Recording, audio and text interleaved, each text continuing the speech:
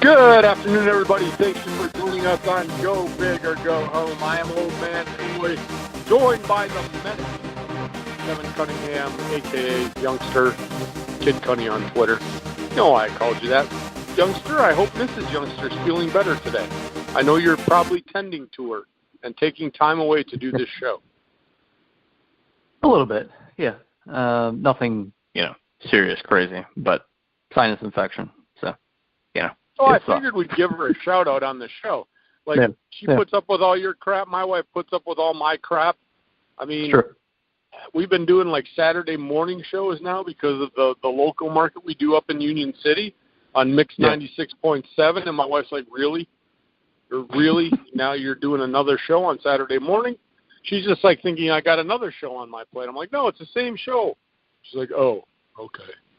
So I know, Youngster, we're in the same boat. So I know that our wives put up with a lot of our nonsense doing our shows, and we do a lot of them. But we love doing them. So besides the Mrs. Youngster having a little sinus infection, how's everything else going? Everything's fine. Nothing. I really don't have any big breaking news. Nothing. Come on, no cars. Youngster. It's been since you got married. You've had no breaking news in Florida, no cars really burning up, nothing like that. That's what I was going to say. Nothing happened. I started a new job. I need something to happen down there, Youngster. I'm giving you stories every day. I even got a little one today. Not that it's huge, but more excitement in my world. Yeah. You might. My wife. Go ahead. I don't know if you knew this, Troy. I don't know if you knew this. I don't think you did. My wife had a nose job when she was 17 or 18 because she broke her nose on accident. One of her coworkers hit her in the nose accidentally, and so she actually had to literally have a nose job. They had to reset it, huh? Yeah, surgery. They had to do the whole thing. So she got a legit nose job. I don't know how long that was, 5, 6, 7 years ago. But so now she feared that she had broken it, but she didn't. So that's good news. But bad news is sinus infection. But that'll go away. Having a nose job and doing that, going through surgery again would be atrocious. Sinus infection. Pick up some pills and hopefully call it a few days of underwhelming feeling. But those are the worst, though.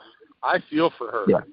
I do. Those are the worst because it's just annoying, and there's nothing you can do about it. But there's a lot of things annoying going on in the Big Ten, probably not in a good way for some teams, Kevin. I was saying this before the show.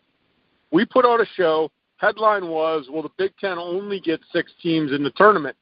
And you know what? After last week, and we're going to talk about it today, once again, you and I might be right on the button.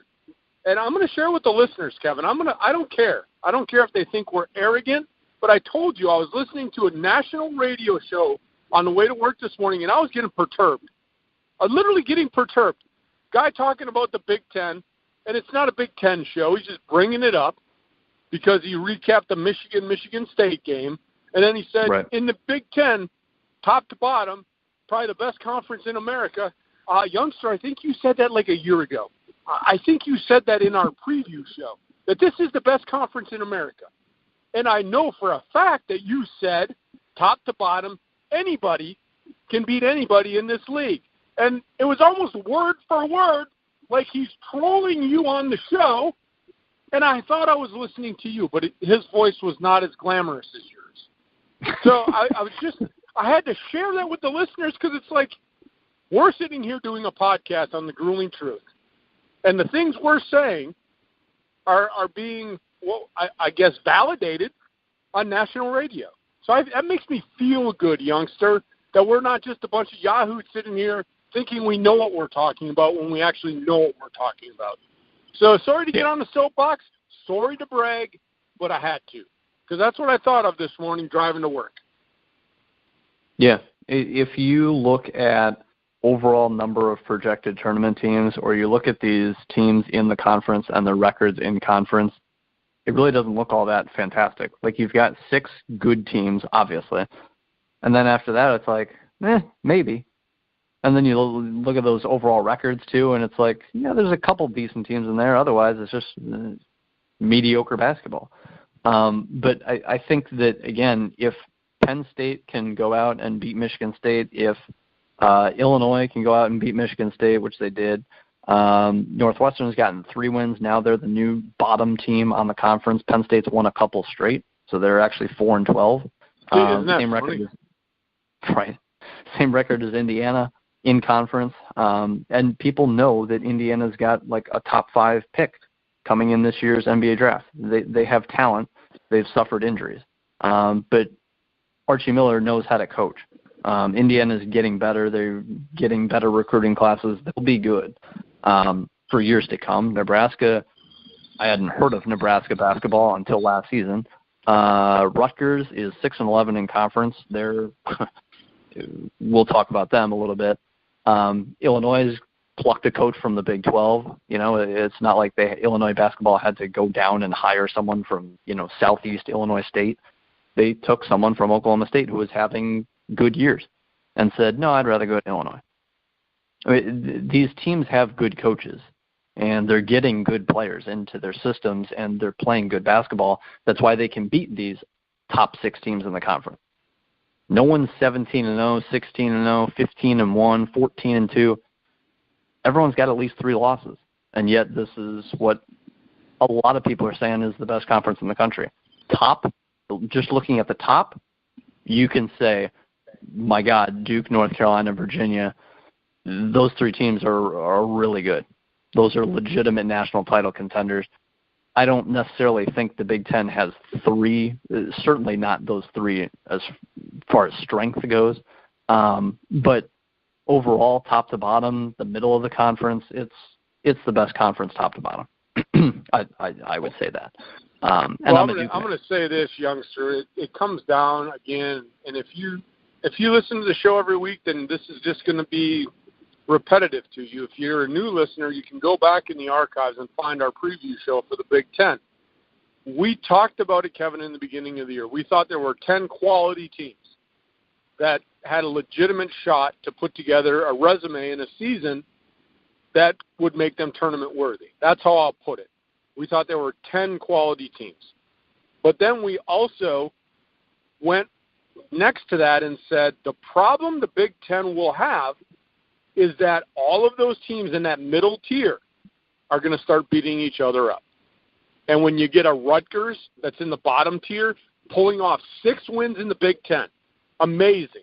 I never thought that they'd win 6 games this year, and they're not done yet. They got 3 conference games. Tough ones, but they got 3 left. For them to win 6, and then you just got these teams in that middle tier, bottom tier that just beat each other up. And what it does is it does diminish the overall record. One thing I heard today, Kevin, on the show that I did not know, it was on the Amy Lawrence show, actually. It was a different show. She had a gentleman on doing bracketology, and I can't remember his name again. It's 4 o'clock in the morning when I'm driving, so remembering my own name is sometimes hard at that time. Yeah. But he mentioned that the committee, the conference records are no longer you must have a great conference record. They're looking, he said that they're looking more at the overall body of work throughout the whole season. Yeah. So could a team in the Big Ten go 8-12 and get into the tournament? After hearing that, I didn't think it would be possible. I thought you'd have to go 10-10. But after hearing that and having some validity on that, that's good news for the Big Ten since they've now went to a 20-game schedule. Not necessarily just for this year, but for years to come. So you don't have to get to that magical 10 wins. Depends on how your cupcake schedule was before the conference started, though. Right. So I just want to chime in there, Kevin, with what's going on right now in the Big Ten is kind of what we foreshadowed, that there's going to be a lot of teams in the middle that are all equal, and they're going to beat each other up. And eventually, as the season goes on, it's going to knock some of those teams out of the big dance. And we're right there. We've got 2 teams that basically have their fingernails in the wood and they're trying to pull themselves up. They're dangling, and they're dangling hard. You've got 6 solid teams that are pretty much shoe-ins, and then you got 2 that are dangling. So I'll turn it back over to you, and you can take the show wherever you want to, my friend. Yeah, those 6 are locks. I was going to say locks. Those 6 are locks. Everyone knows who those 6 teams are. They've been in the top 25 for like 3-4 straight weeks now. Nothing's really changed there. I'll go over the top 25 very quickly and bracketology very quickly, but really nothing significant has happened. But yeah, Ohio State, Minnesota. Ohio State's 7-9 in conference. Minnesota 7-10. Both teams went 10-1 in the non-conference. That's why they're projected to be in the tournament, but they're definitely bubble teams. And it's getting worse because they're not playing great basketball. Like Minnesota lost 2 straight games. Still projected in 7-10 in the Big Ten. Still projected in the field of 68, but they're hanging on with their fingernails, like Troy said. So quickly, AP Top 25, Duke lost to North Carolina. They lost Zion Williamson in the first 30 seconds. So I didn't even watch the second half, really. I had to get up early for work. I honestly didn't watch the second half of Duke, North Carolina, which I can't remember the last time I couldn't say that. I don't think I can. Every Duke, North Carolina game, they play twice a year, every single year. I've watched every second of that for, I don't know, regardless of injury, regardless of anything, blowout, whatever. I basically watch it all, every single year, both games. But I didn't watch the second half because it was just like, yeah, North Carolina's absolutely better than Duke without Zion. Even with Zion, I thought they would split and go 1-1 because I think North Carolina's probably the 3rd best team in the country behind Gonzaga and Duke. I think Gonzaga and Duke are the top 2. I think North Carolina is probably number 3 if I really had to pick them. So North Carolina, to me, absolutely 100% title contender, and I think they're a nose below Duke and Gonzaga. And I don't think Duke is this overwhelming favorite that people think they probably are with Zion healthy. Even if he's 100%, they lost to Gonzaga with Zion healthy. And Gonzaga was without one of their key players in that game due to injury. And they still beat Duke. So has Duke gotten better? Of course. But what do you think? Gonzaga hasn't gotten better since the second game of the year? Of course they have. So and they're getting a key guy back from injury. They have. So I don't know. I think Gonzaga's right there with Duke, and I think North Carolina, again, would have split with Duke during the regular season. So I don't think Duke, and again, I'm a Duke fan, but I don't think they're this overwhelming, great, phenomenal team that's just better than everyone easily. I think they're a notch above Gonzaga barely, and a notch above North Carolina on most nights. But can they lose to the number 20 team in the country? Sure. I mean, they lost to Syracuse. That was a month ago, but still lost to Syracuse. And they lost to Florida State, and, they're losing to teams that are like Sweet 16 level teams, not super special teams. So anyway, Big Ten-wise, Michigan State 6, Michigan 9, Purdue 14, Maryland 17, Wisconsin 19, Iowa 22. There's your top 6. Really no different than it has been in the last few weeks.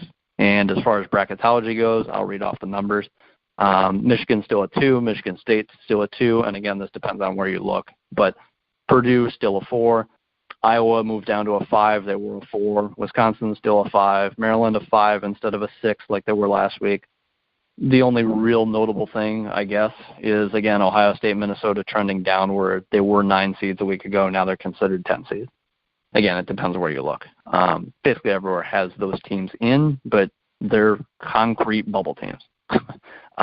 So using the word concrete there. Well, you're a bubble team when you got double digits next to your name. Yeah, for sure. You know at that point, I was going to say the only other notable thing is Nebraska was in the first 4 out a week ago. That's done. They lost to Penn State, which we said was going to be a killer if they lost to Penn State, and they did. Well, yeah, that, and when we get to that one, I was going to use gee, why can't I talk today? I was going to use a comparison that The fork is inside of them, and now just take it, youngster, and both of us can just take one big turn because it's done. They're done. They're over. That was a game they had to win, and we even said on the show, they better be ready to play because Penn State's not going to roll over and wave the white flag. And boom, there it goes. So I guess if you're a Nebraska fan, you want to get mad at the old man, go ahead. I know Gopher fans are mad at me for football. Might as well have Nebraska fans mad at me for basketball, Kevin. The one thing really non-Nebraska-wise, Nebraska now has to win the Big Ten tournament to get in. That's not happening. No, I agree, but that's just the way it is for them. I don't think that was that way a week ago. Again, they were on the outside looking in, but if they could have went 3-2 in their last 5, we agreed, hey, this could happen. If they pull one more upset in the Big Ten tournament, it's possible. Now it's not possible. Now they have to win out. Regular season really doesn't matter for this team anymore. It really doesn't. The only other thing I wanted to say was that the thing going against Ohio State instead of Minnesota, like Minnesota's 3-6 against AP top 25 teams this year. And you're going to hear a lot of people talking about quadrant 1 wins and what that means. Basically, it's teams ranked, and I don't know the exact number, but it's teams in the top, whatever it is, 30, 40, 50, whatever it is. Those are quadrant 1 wins. That's the new term in terms of being a quality win, really, that people are looking at. Ohio State versus AP top 25 teams this year is 0-5. Minnesota's 3-6. There's a bit of a difference there. So, like, for example, Wisconsin's 3-4. Minnesota's 3-6. I mean, it's not really all that different. Being 0-5, that can hurt you. Like if you're 8-12 and you're 20-12 overall, and you're 0-6, 0-7 against top 25 teams, you're out to me. Minnesota can make a case because you've got some wins there. You got 20 wins overall. You're in arguably the best conference in the country. So you've got some quality wins. That was the issue with Nebraska a year ago. They didn't have quality wins. They were like 13-5 in conference, and they still missed the tournament. Why? Because they had basically no quality wins. They had like 1, and it was like early in the year. So that's the issue for me for Ohio State. I would like to assume that one of these two make it. I don't think both do. I really don't. I know it's been projected that way for a long time now, but before the year started, I said 7 would make it. The schedule, I don't think Kevin is going to allow that.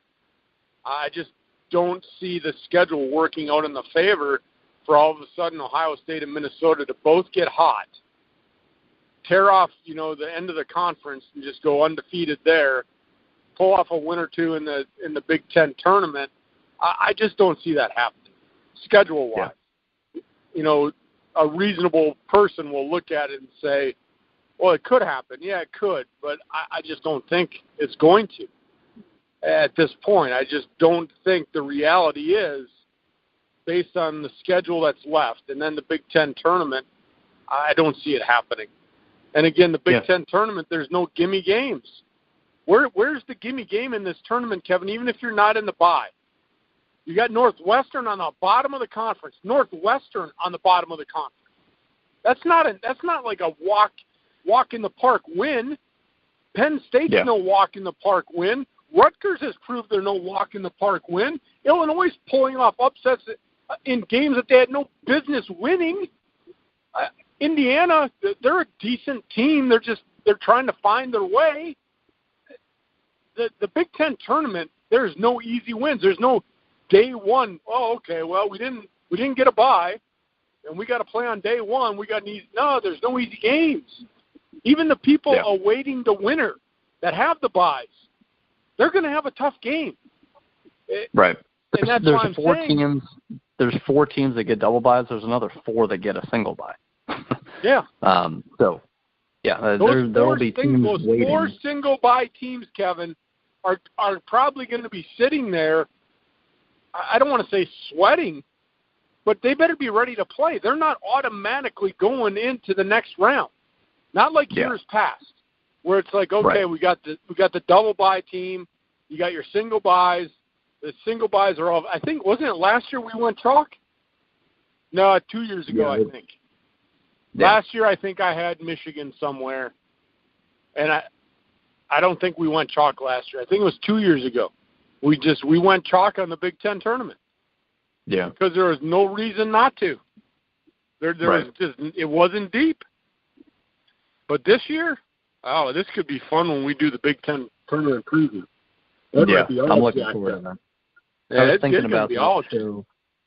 thinking about that show earlier this week, and just how fun that's going to be this week or this year. It's going to be a good one. All right, carry on, my friend. Before we recap this past week's action, Ohio State's remaining schedule is against 3 ranked teams and at Northwestern. So they'll be favored to go like 1-3, honestly. And then Minnesota plays 2 ranked teams and at Northwestern, favored to go 1-2. So to get to 20 wins, Minnesota needs to win 2 in the Big Ten tournament. To get to 20 wins, Ohio State will probably need to win 2 in the Big Ten tournament. And that means you're beating a double bye team somewhere. So can they beat Michigan State, Purdue, Michigan, Maryland, or Wisconsin? Yeah, they can. Iowa, you could lump in there. They're only a game back of Wisconsin, I guess. But those teams have solidly been top 25 teams all year long. Ohio State, Minnesota trending a little downward as of late. So I'd pick those top 6 teams against any team in a single game format. Is it possible for an upset to happen? Of course, but it's going to be difficult for Minnesota, Ohio State to get to 20 wins, which historically has been the magical number. Again, there isn't one, but usually you need 20. Usually. It's rare to see a team get 19 and get in. So, anyway, moving on.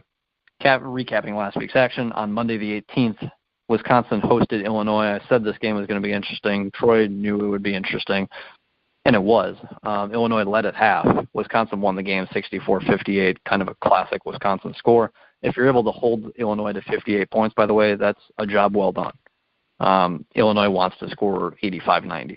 So, and teams can hope to do that, but Illinois has proven this year they can beat Michigan State. So they're not a laughingstock at all. And I believe they had won, I think it was 4 games straight coming into this week. This week they dropped 2.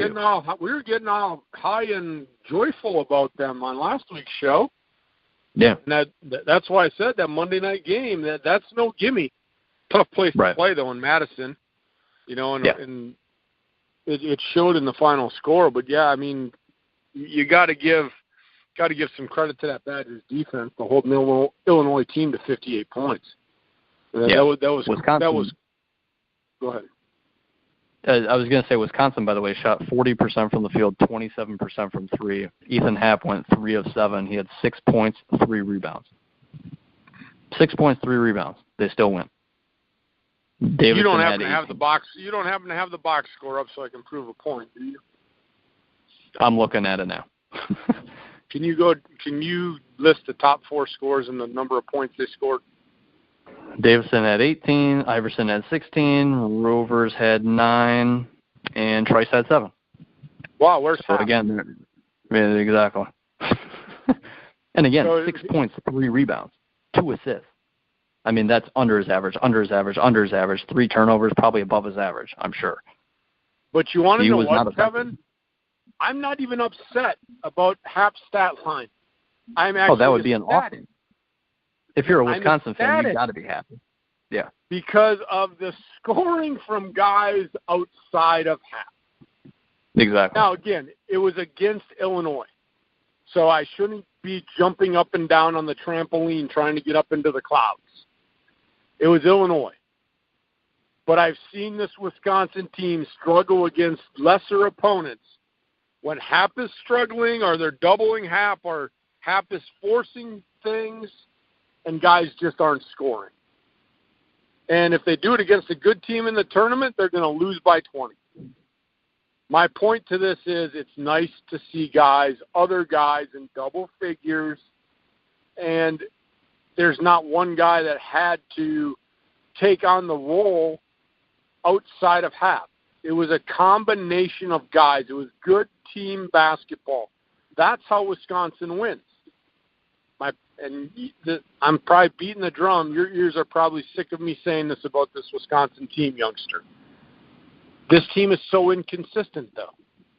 Like what they did Monday night against Illinois, the way that the scoring was distributed, it just doesn't happen game in and game out. But when they play that way, I think they can play with anybody because defensively they're so sound. And if they can get scoring from 4 other guys besides Hap, it's a team that I think can make a significant run in the tournament. I don't think they could make a Final Four run, but I think they could win some games. I think they could. I literally think that 6 teams in this conference could make the Final Four. Because all it takes is really all it takes is like one big upset. Like, oh, wow, Duke lost in the Sweet 16. Oh, wow, Virginia lost in the Elite Eight. Well, I guess I'm glad you have that confidence in the Badgers, youngster. The reason I'm not all the way there is because of the inconsistency that I've seen in the same week. Like I can see them go out and play a great game on a Tuesday, and then a Friday or a Saturday they turn around and they poo the bed. Like it's that quick. It's not like we talk about hills and valleys in all sports. It's not like Wisconsin gets on this like 7-game tear where they're playing great basketball, and then all of a sudden they have like a 4-game skid. No, they can go from great basketball one game, turn around the next game, and I've seen it actually in the same game, Kevin. Really good in the first half, and then all of a sudden it's like, hey, Hap, why did you just become ball hungry? Why are you not dishing the ball? Why is nobody else helping? Like in the same game. That's why I don't think that I'd sit here and say, oh, Wisconsin could make a Final Four run. But I agree with you in the fact, Kevin, they could when they play the basketball they played on Monday night. And again, people are saying it was Illinois, 64-58. That's not that impressive. It's not, but it's the way they won, Kevin, to me, that makes it impressive. We got to carry on. So next game. Moving on to Tuesday, something I have never seen in my life that I can remember. Purdue went to Indiana and won 48-46. That's obviously low scoring. That's crazy. What's unbelievable to me is that the leading scorer for Purdue, I don't know why ESPN fooled me. They said the top performer had 8 points, and that's just incorrect because they usually go with the guy with the most points. I was going to say the winning team didn't have a score above 9 points. Like they weren't in double digits. So that was like incredibly weird to me. Ryan Klein had 11. Carson Edwards went 4 of 24 from the field, 0 of 10 from 3. 9 points. They still won the game. If there's honestly a team that you can say is not an easy win, but Indiana has been playing poorly for 2 months, it seems like. I mean, they'll occasionally beat a team. Like, I want to see who Indiana's, I'm going to check right now, who Indiana has beaten in conference. Because I don't feel, they might have one impressive win in conference. Maybe. While you're checking, youngster, I'll say this. They had that one Michigan State win. They had the one Michigan State. Gift-wrapped a win for Indiana. Gift-wrapped it. Carson Edwards is like, hey, you know what? I know it's February. It's not March yet, but you know what, Indiana? I feel like I'm in a giving mood. Here's a present. I'm going to shoot like crap. I'm not going to make any three-pointers. Why don't you just win this game? And Indiana still couldn't do it. Because honestly, Kevin... And it was at Indiana. At Indiana. They still couldn't do it. They beat Michigan State when Michigan State was in that 3-game slump. Other than that, they beat Illinois and Penn State and Northwestern. That's some nothing impressive there. Illinois was at home. Northwestern was at home. They won at Penn State by 2. They beat Northwestern by 2. They beat Illinois at home by 8. And that was a while ago. Since that win, they've gone 0-3, 0-6, 0-7, 1-7, 1-10, 1-12. They're 1-12 in the last 13. Like, seriously, if there's a team that you want to see, if you're in the single bye in the Big Ten tournament, it probably is Indiana, to be honest. They're 1-12 in the last 13. If Purdue would have played like that, I think a Rutgers team could have beat them. If Rutgers played Purdue and Carson Edwards, what'd you say, 4 for 20? 4 for 24. 4 for 24, 0 for 10 and 3? Yeah. If he would do that against Rutgers and the team put up 48 points, I think Rutgers would win. Yeah, I agree. I really do. I mean, Purdue basically gift-wrapped a game for Indiana. You mentioned it was the last 2 weeks you've been mentioning that you're way off the wagon with Indiana. You've pushed them down into that bottom tier. You're not impressed with the way that they've been playing. Did you call them the worst team in the Big Ten last week? I can't remember if it was them or Northwestern. I think it was Northwestern. I don't think I put that on Indiana yet. But they're playing worse than Northwestern, in my opinion. These are the type of gritty games. I mean, I'm sure Purdue's not happy about that win as far as the way they played. But at the end of the day, it's another win on your resume. Yeah. Romeo Langford had 6 field goal attempts, by the way. He's going to be a top 5 pick in the draft for Indiana. 6 field goal attempts. I know he had 10 free throws. He went 9 of 10 from the line, but 6 field goal attempts. You need to get more involved if you're that talented, which he is. But that's, Indiana. All right, next game. Yeah, next game. Maryland at Iowa. The rest of these will go by quicker. Maryland at Iowa. This one, Maryland final score 66-65. Maryland won at Iowa. That was a very nice win, winning at Iowa. I'm not going to go super in depth because Maryland was in the lead for the majority of this game. They were up 12 at one point. Iowa made it look, obviously like an incredibly close game. They just didn't, close it out in the end. But Maryland was in control for most of the game. So hats off to Maryland going to Iowa, getting a win there. Woo! First hats off today.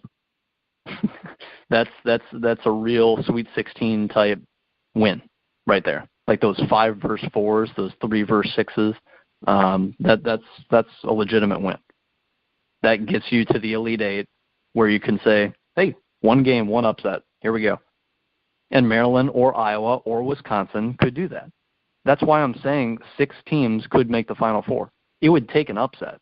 I'm not saying it wouldn't. 6 teams, I think seriously, could make the Final Four. There's no way you can say that about any other conference. There's no way. No, and the nice thing is you look at how battle tested they are. Playing, having such a good conference. And I know, we talk about the Northwesterns and the Indianas and the Penn States and the Rutgers.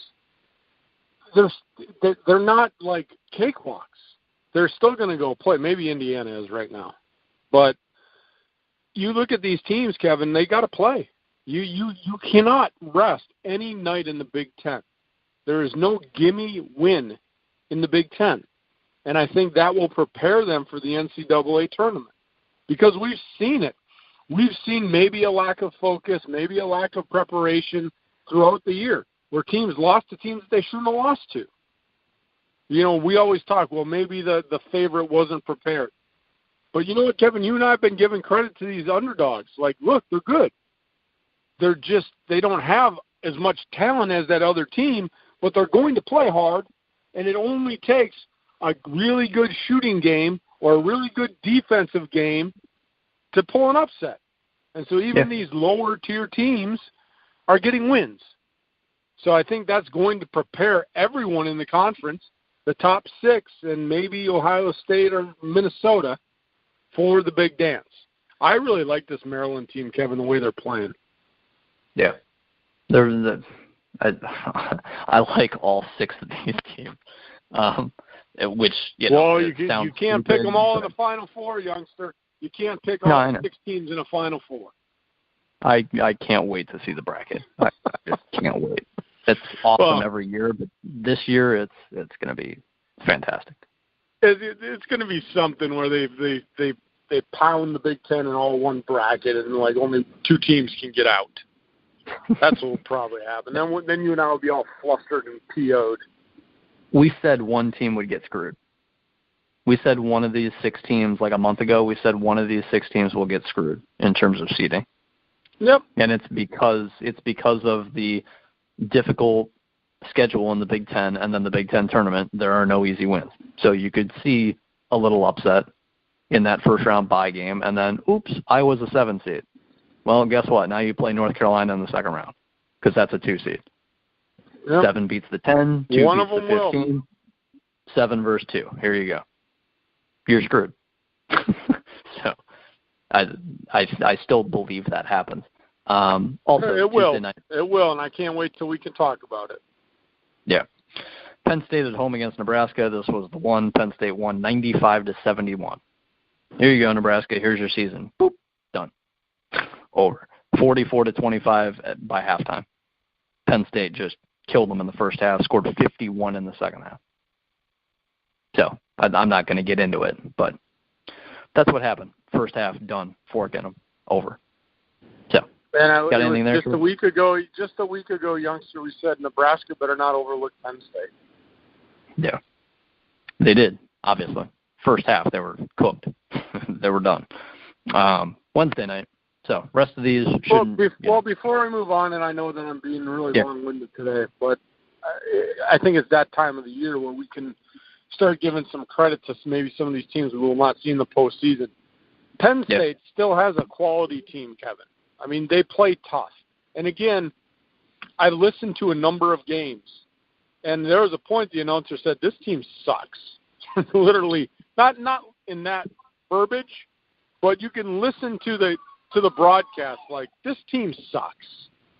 Yeah. But every game I listened to, Kevin, they were competitive in stretches, but they would always give up that one run, like that 14-2 run, a 15-3 run, where it's like the aliens came down, abducted all the guys on the court, brought them up to the sky, and then brought them back down.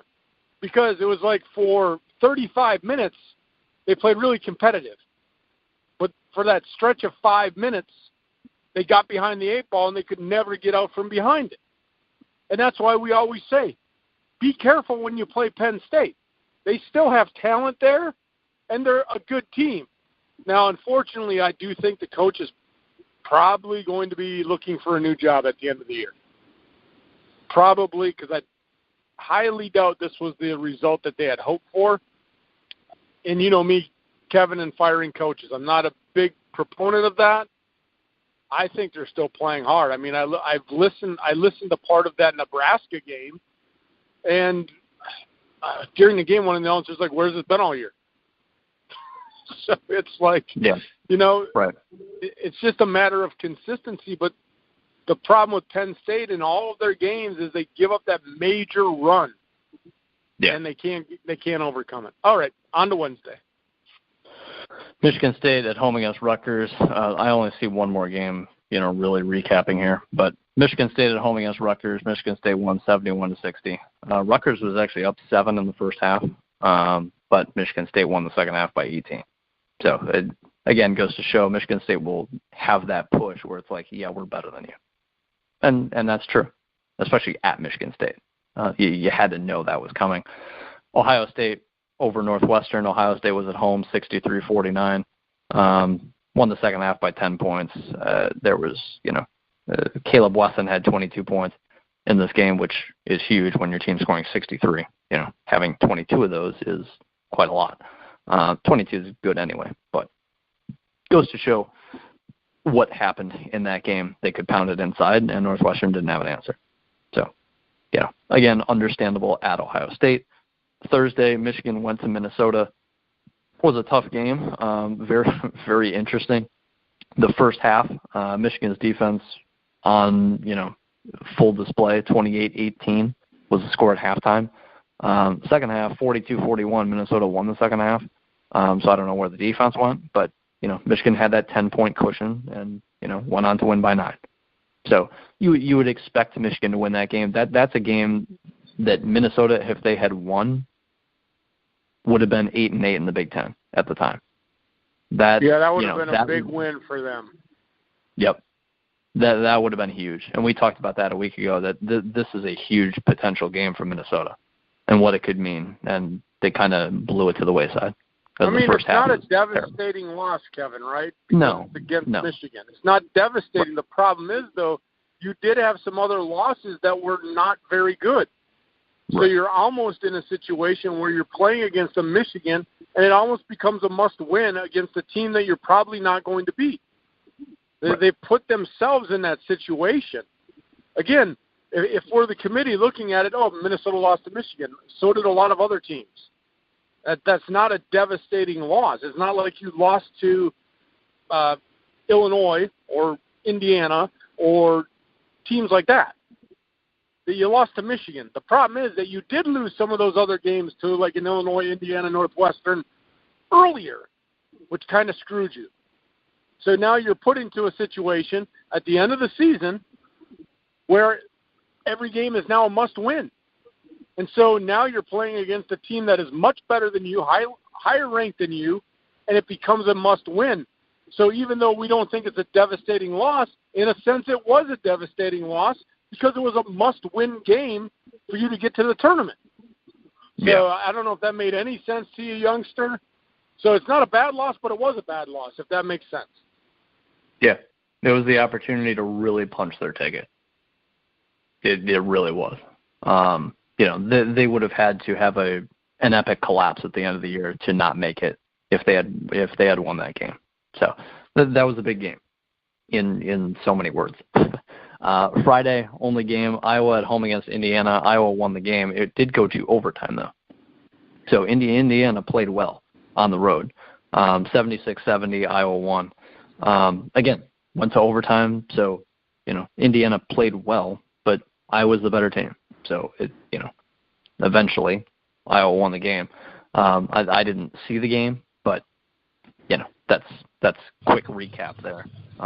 Nothing really more to take from it, in my opinion, unless you get. Nope, I got nothing on this one either. Saturday, Purdue went to Nebraska.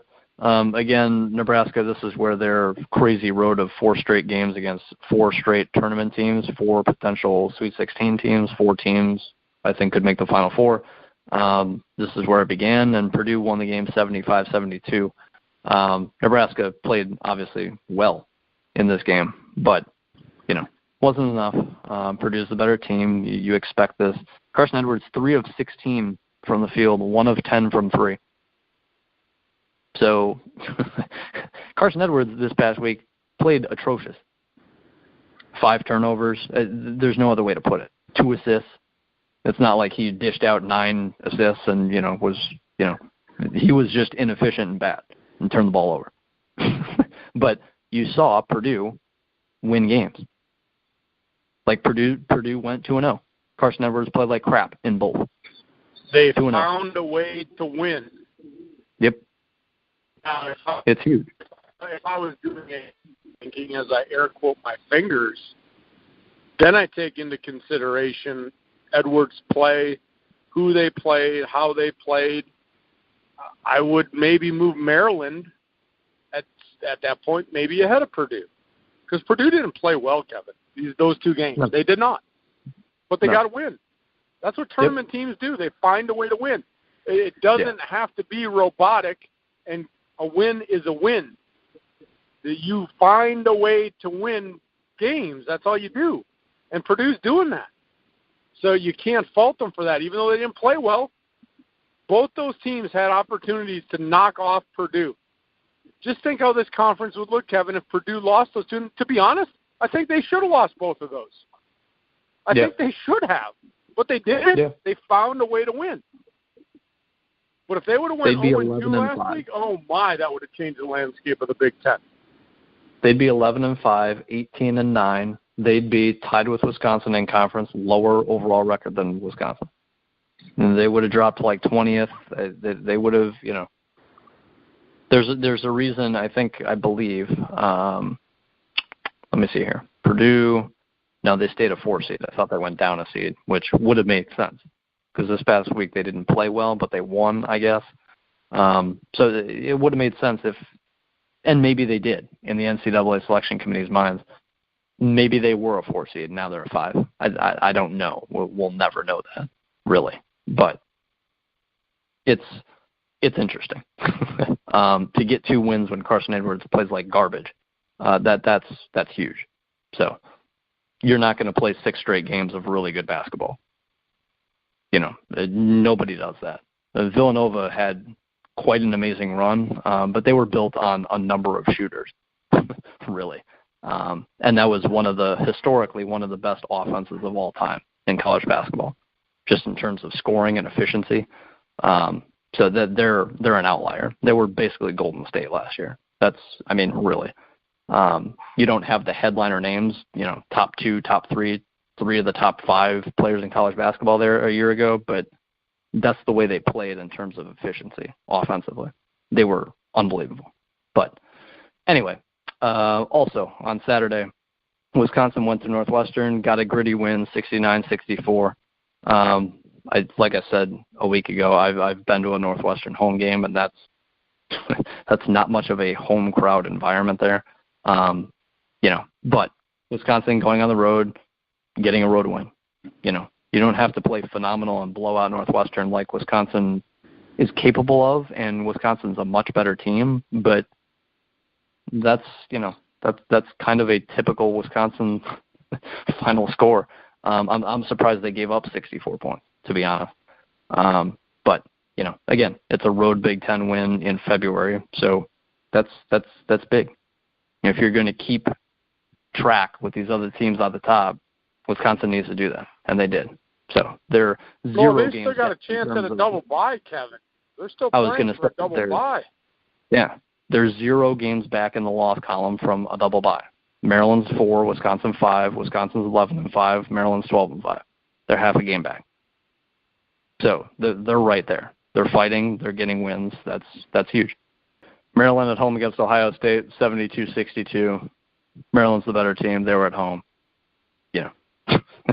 Is what it is. Notable, I guess, Penn State went to Illinois and won 83-76. Again, Penn State went 2-0 this week. So going on the road, putting up 83 points against Illinois is, certainly not as impressive as other teams' defenses, but still went on the road to a team that was playing really well going into this week. Got to say that, and got the win. So Penn State showing why they're not terrible this week. You just wonder why it took so long for them to get that first conference win. Yeah. Very close. Very close. This wasn't a team, Kevin, we thought that was an NCAA tournament team anyway.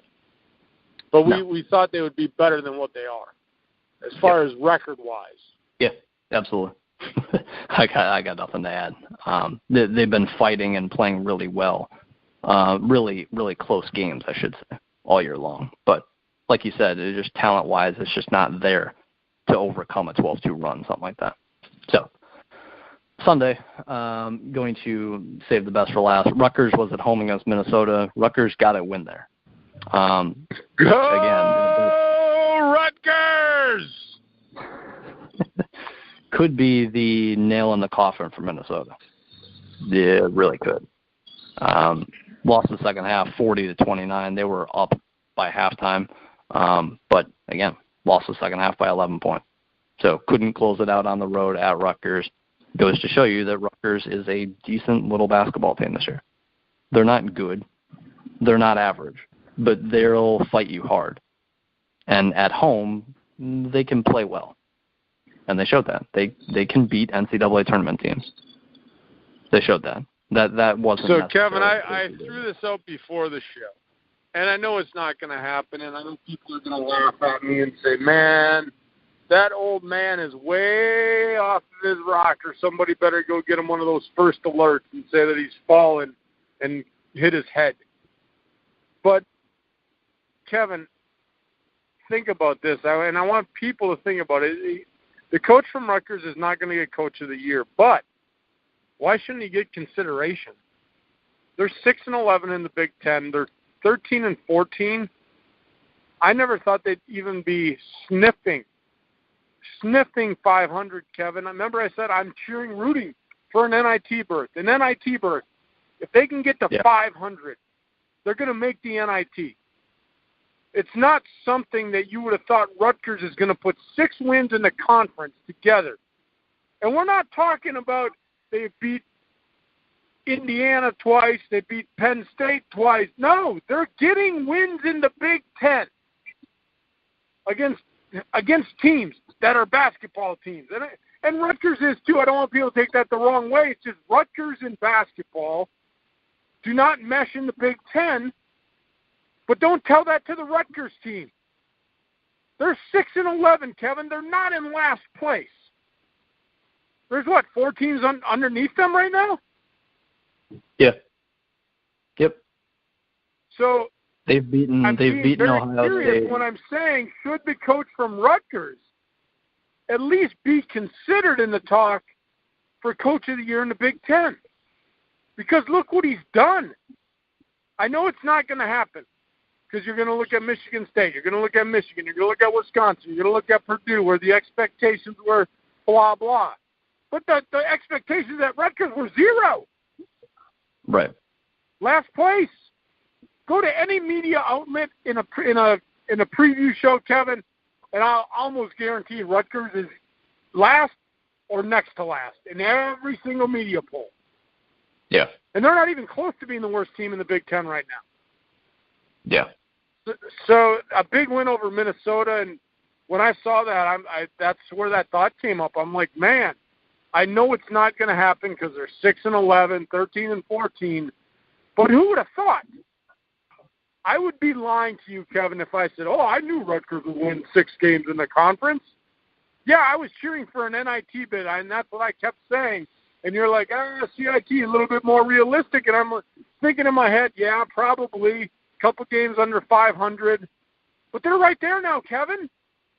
They're right there, but their schedule may not allow it in the last couple of games. But they're not. Don't tell that to Rutgers. That's all I'm going to keep saying from now on. Don't tell that to Rutgers. These kids don't believe that they're playing at Rutgers. That's what I think. Because it doesn't seem like they're this.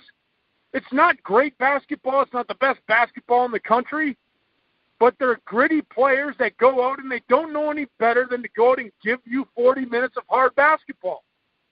So you better be ready to play your next few conference games if you're playing Rutgers, and you better be ready in the Big Ten tournament because Rutgers is going to come to play. I had to get on my soapbox for Rutgers because it's unbelievable that they're 6-11, Kevin. They've beaten now 2 teams projected to be in the NCAA tournament. And like you said, magazines, articles, whatever you want to look at, preseason, them in Illinois, right at the bottom. Everyone thought that, and there's no reason why you wouldn't. So look at Illinois as well, 6-10 in conference. Hats off to Brad Underwood and that system and making it semi-work. And hats off to Steve Picciol and getting Rutgers to buy in that, hey, we're not even going to – at this point, they would play, I believe, they would play Nebraska and be they would be, obviously, a seed higher than Nebraska. They would be the team, just there's no other way to put it. They're higher in the standings than Nebraska is.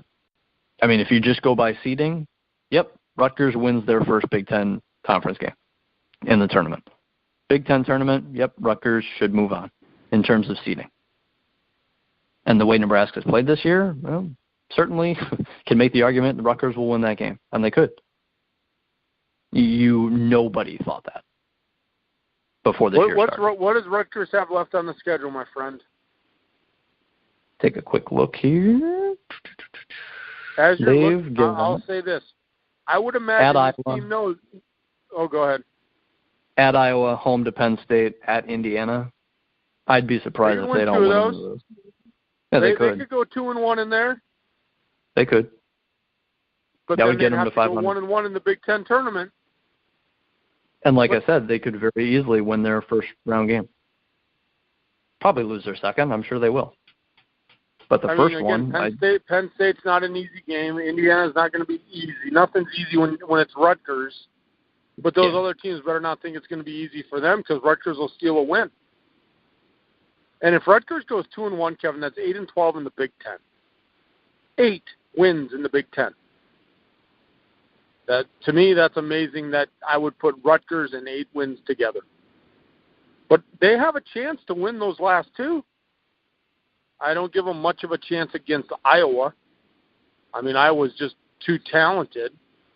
But I give them a chance in those other 2 against Penn State and Indiana. Yeah. There's no reason not to. They'll probably not be favored, but I would bet they're going to win at least one of those. Yeah. They'll go 1-2. I don't think that'll be good enough for the NIT, though. So don't you have to be 500 to be in the NIT? I think so.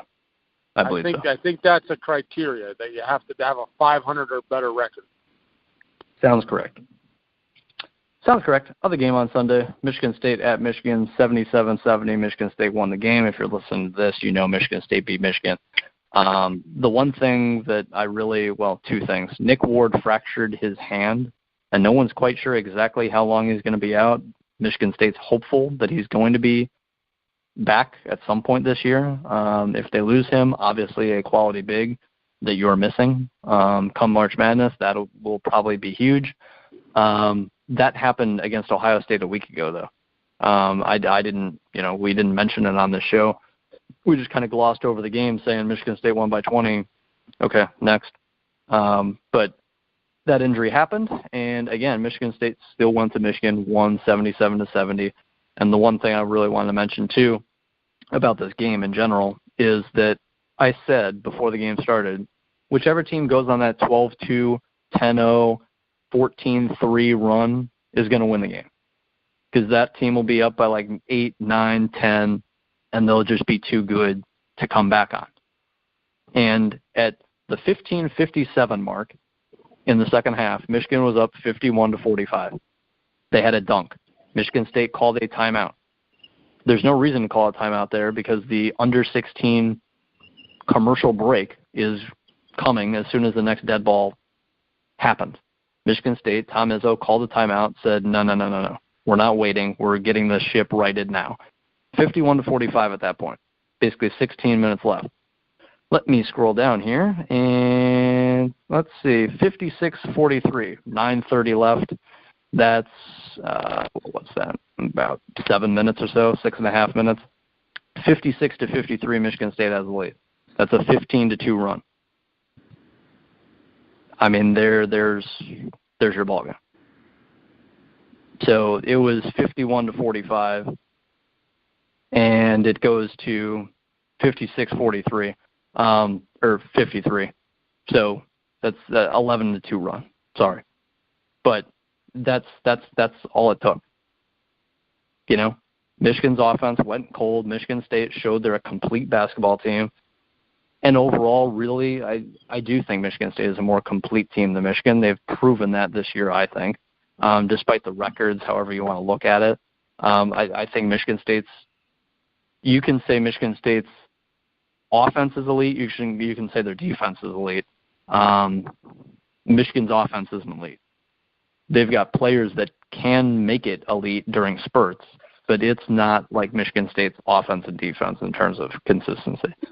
That's the difference. And that's even with Nick Ward out. That's even with Joshua Langford out. Michigan State's still a more complete team than Michigan. It doesn't mean Michigan can't go to the title game and Michigan State can lose in the second round like they did a year ago. But, and that's why the NCAA tournament, you can't, bang on how teams do in the NCAA tournament based on how good they are. You can't. But Michigan State, to me, is the more complete team. My confidence level in Michigan has been diminished. It's been that way for like a month and a half. Yeah. Like they were 17-0. They were 17-0. They've gone 7-4 in their last 11. I am not impressed with Michigan, and that could really play into when I'm picking my brackets. Yeah. And now again, we still have a couple of games left in the regular season. We got the Big Ten tournament, but this isn't. Again, it's not the hill in the valley. It's like they sprinted up the hill. Yeah. I don't know what kind of training you ever did in your athletic days, youngster, but in soccer, we ran hills all the time. that's like a soccer thing. You got to run the hill. And so it's like they sprinted up the hill, and then there's like a plateau on the top of the hill, and now they're just like on that plateau, and they're just like jogging on that plateau, waiting to try and look at that next hill to go up, and they just don't want to go up it.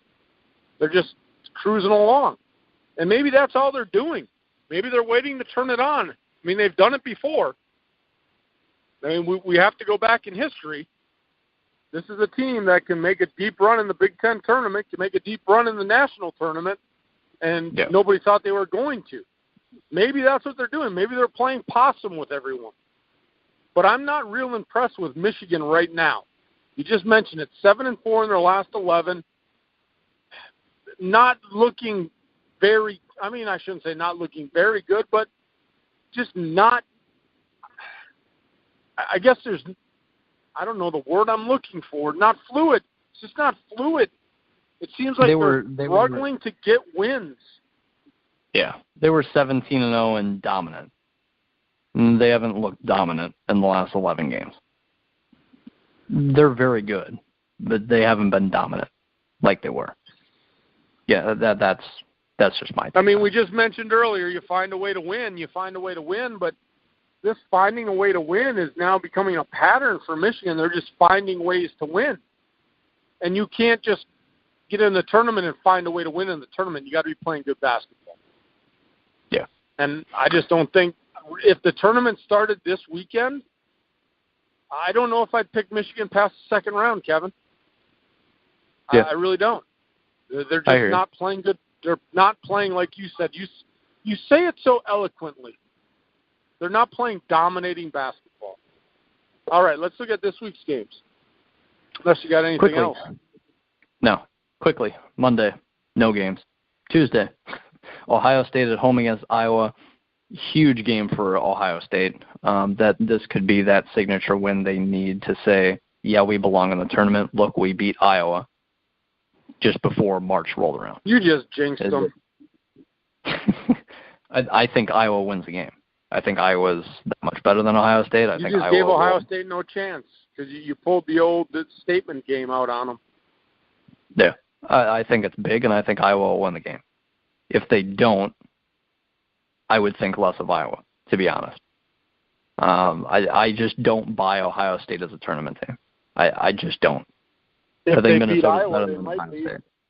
Oh, yeah. I think they would be. I think they would. I think that game's monstrous. Tuesday night, BTN. Huge game for Ohio State right there.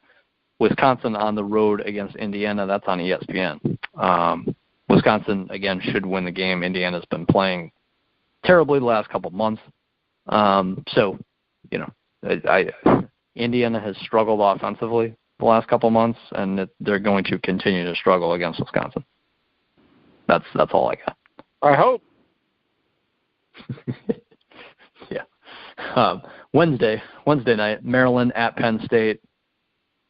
Again, Maryland should win the game. Don't snooze on Penn State, Maryland. Don't snooze on them.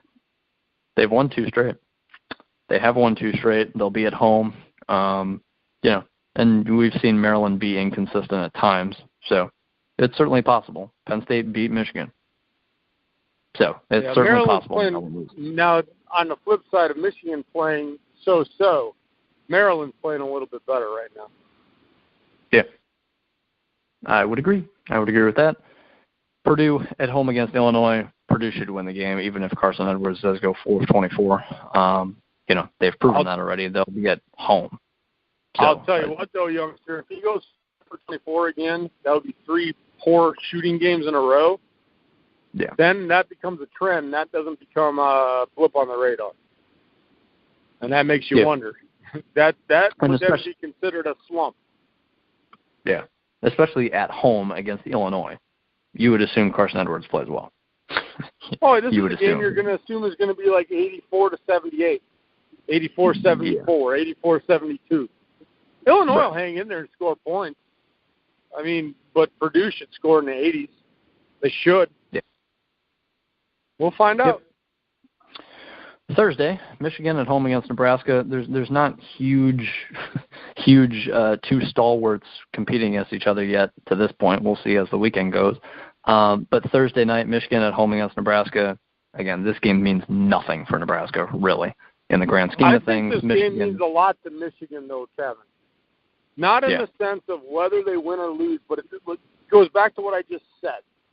They have to get back to their dominating ways, like they did in those first 17 games. And this could be a game to do that. Yep. This could be the game to get out of that shell and say, we are a tournament team. We do deserve a number 2 seed. This is why. I think if they struggle in this game, Kevin, even if they get a win, that if you're a committee member and you're looking at Michigan going, man, the youngsters said they're not playing dominating basketball. And so the committee's going to take the youngsters' words and say, you know what, Michigan? We're going to take you off the 2 line. We're going to put you on the 3. Yep. That's huge. Going from 2 to 3 is huge. So Michigan needs to get off the schneid in the sense of playing basketball and start playing better. They need to get dominant again. They proved that they can, but they need to have a game, and I think that could be the game against Nebraska to do it. Yeah. Yeah.